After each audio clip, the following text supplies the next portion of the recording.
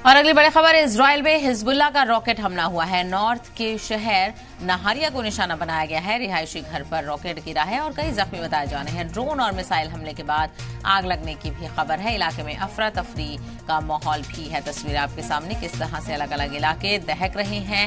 रिहायशी घर पर रॉकेट गिरने से कई जख्मी बताए जा रहे हैं। ड्रोन और मिसाइल हमलों के बाद आग लगने की भी खबर है। तो रॉकेट दागकर नहरिया शहर को निशाना बनाया गया है।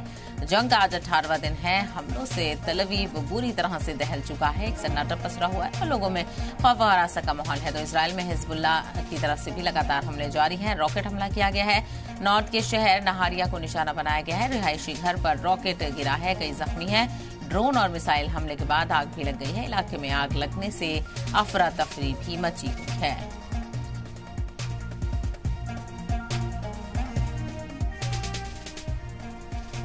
तो जंग लगातार आगे बढ़ती हुई नजर आ रही है और हमलों का दौर लगातार जारी है और इनमें शिद्दत ही देखने को मिल रही है।